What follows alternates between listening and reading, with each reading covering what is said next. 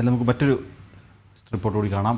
ചിത്രകാരന്മാരുടെ കൂട്ടായ്മയും പാലിയം ഇന്ത്യയും ചേർന്ന് മഞ്ഞുതുള്ളി ചിത്ര പ്രദർശന വിപണന മേള തിരുവനന്തപുരത്ത് മൗ ആർട്ട് ഗാലറിയിൽ സംഘടിപ്പിച്ചു. ലളിതകലാ അക്കാദമി മുൻ ചെയർമാനും കാർട്ടൂണിസ്റ്റുമായ നാരായണപിള്ള മേള ഉദ്ഘാടനം ചെയ്തു. മേളയിൽ 70-ലധികം കലാകാരന്മാരുടെ 300-ലധികം ചിത്രങ്ങൾ പ്രദർശനത്തിലുണ്ട്.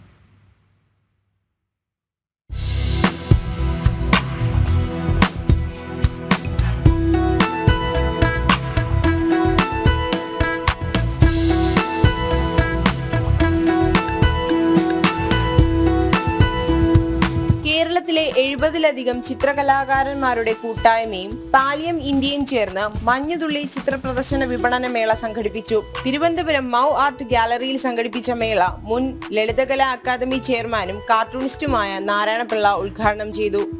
മേളയിലൂടെ ലഭിക്കുന്ന തുക പൂർണ്ണമായും സേവന പ്രവർത്തനങ്ങൾക്ക് ഉപയോഗിക്കുമെന്ന് സംഘാടക പ്രവർത്തക ലളിതകുമാരി പറഞ്ഞു.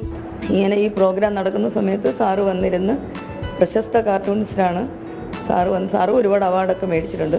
സാറ് വന്നിരുന്ന് ഇതുപോലെ കാരിക്കേച്ചർ വരച്ച് ആരെങ്കിലും കൊടുക്കുന്ന പൈസ ആ ബോക്സിൽ സ്വമേധയാ കൊടുക്കുന്ന പൈസ ആ ബോക്സിൽ ഇടുക ചെയ്യുന്നത്.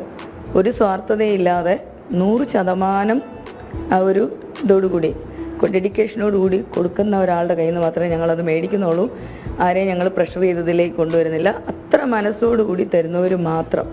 പ്രശസ്ത ചിത്രകാരി സാറ ഹുസൈനി ഉൾപ്പെടെ ചെറുതും വലുതുമായ 70ഓളം ചിത്രകലാകാരന്മാരാണ് ചിത്രങ്ങൾ സംഭാവന ചെയ്തത്.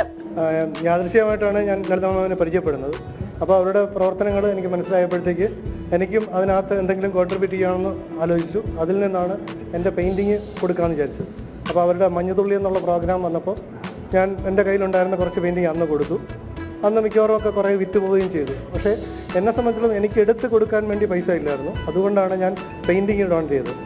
ഇപ്പം ഞാൻ ഇഷ്ടപ്പെടുന്ന പ്രകൃതി ഇഷ്ടപ്പെടുന്ന ഒരു ചിത്രകാരനാണ്. പക്ഷേ എന്നാലും ഞാൻ മറ്റുള്ള ക്രിയേറ്റീവ് പെയിൻറ്റിങ് ചെയ്യും. പക്ഷേ ഇവിടെ വിറ്റ് പോകുന്ന ചിത്രങ്ങളാണ് വയ്ക്കേണ്ടത്. അതുകൊണ്ടാണ് ഇവിടെ ലാൻഡ്സ്കേപ്പുകളാണ് കൂടുതൽ വെച്ചിട്ടുള്ളത്. ശാരീരികമായി വെല്ലുവിളി നേരിടുന്നവർ ഉൾപ്പെടെയുള്ളവരുടെ ചിത്രങ്ങൾ പ്രദർശനത്തിലുണ്ട്.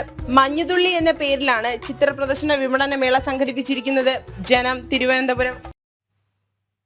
അങ്ങനെ വാർത്താ പുത്തൻപുലരിയുടെ 2 മണിക്കൂർ ഇവിടെ അവസാനിക്കുകയാണ്.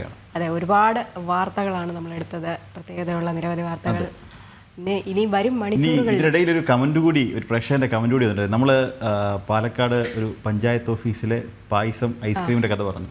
അപ്പോൾ നമ്മൾ പറഞ്ഞിരുന്നു ഒരു പുഞ്ചിരിയെങ്കിലും കൊടുത്താൽ മതി എന്ന്. അപ്പോൾ വെള്ളനാട് പഞ്ചായത്ത് ഓഫീസിലേക്ക് വന്നാൽ പുഞ്ചിരി അല്ല, നല്ല ഒന്നാന്തരം ജാതി അധിക്ഷേപം കിട്ടുമെന്നൊക്കെ പ്രേക്ഷകർ കമന്റ് ഇട്ടിട്ടുണ്ട്. അപ്പോൾ എന്തായാലും അതെല്ലാം തന്നെ മാറ്റി വയ്ക്കുക, പോസിറ്റീവായിട്ടുള്ള കാര്യങ്ങൾ മാത്രം നോക്കാം.